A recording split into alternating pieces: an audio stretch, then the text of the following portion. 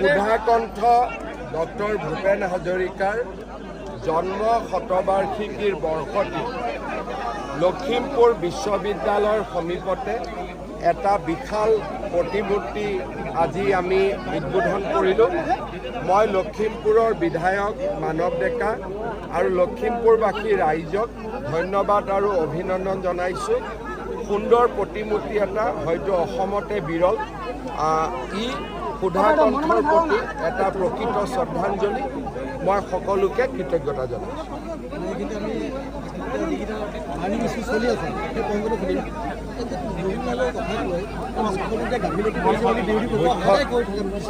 মুখ্যমন্ত্ৰীয়ে যিমান কৰিব তাতকৈ মই এক ষ্টেপ বেছি কৰিছোঁ, এক ষ্টেপ কম কৰা নাই।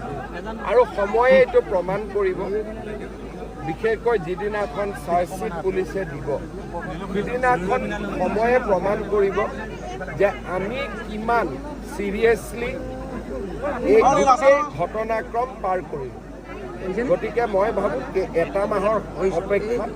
গতিকে এটা মাহত প্ৰেছ কনফাৰেন্স কৰি কথা বতৰা কটাকটি কৰি লাভ নাই। এমাহৰ পিছত আমাৰ কষ্টৰ ফচল ৰাইজে নিজে দেখা পাব। মই ভাবোঁ যে সেই দিশতো আমি বহুতখিনি সমাধানৰ দিশত লৈ যাব পাৰিম। 25 নৱেম্বৰত আমাৰ ৰিপৰ্ট আহিব। আমি ভাবোঁ যে অসমৰ ৰাইজে প্ৰকৃত সমস্যাটো অনুভৱ কৰিব পাৰিব। কেতিয়াও ৰাইজক সঁচা কথাখিনি জনোৱা হোৱা নাছিল। এইবাৰ সকলোৱে সঁচা কথাখিনি জানিব পাৰিব আৰু তেতিয়া আলাপ আলোচনাৰ মাজেৰে সমাধানৰ ৰাস্তা ওলাব। বৈঠকৰ পিছত 2026ক কেন্দ্ৰ কৰি এটা প্ৰক্ৰিয়া ষ্ট্ৰেটেজি ল'ব আৰম্ভ কৰিছে। অগপ এটা স্বতন্ত্ৰ ৰাজনৈতিক দল। ই বিজেপিৰ অধীনত নহয় আৰু তাৰ এটা নিজস্ব আইডিঅলজি আছে, নিজস্ব আদৰ্শ আছে। নিৰ্বাচনৰ সময়ত আমি আসন বুজাবুজি কৰোঁ, মিত্ৰতা কৰোঁ, কিন্তু সেই অগপৰ ৰাজনৈতিক দিশ কি হ'ব, তেওঁলোকে কেনেকৈ আগুৱাই যাব, কেনেকৈ তেওঁলোকৰ দৃষ্টিভংগী হ'ব, তাত মই বিজেপিৰ মানুহ এজন হৈ বক্তব্য ৰাখিব নোৱাৰোঁ।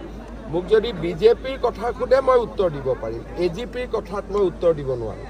যিহেতু 26ৰ নিৰ্বাচন আহি আছে, 26ৰ নিৰ্বাচনৰ আগতে আমি কথা পাতিম।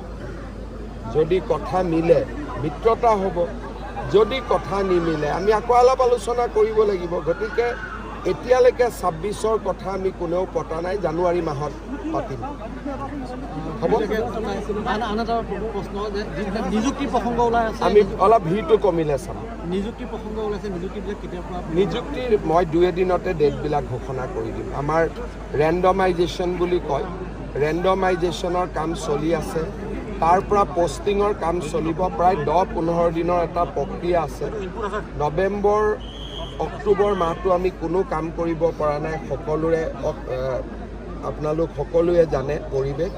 নৱেম্বৰত আমি নিযুক্তিৰ প্ৰক্ৰিয়া আৰম্ভ কৰিম। ডিচেম্বৰত আমি শেষ কৰিম। এটা এটাকৈ আমি নিযুক্তি দি যাম। প্ৰথমতে LP, তাৰপিছত পুলিচ, তাৰপিছত gazetted officer, ADRE 3, ADRE 4, health, এনেকৈ প্ৰায় 35,000 নিযুক্তি পাব।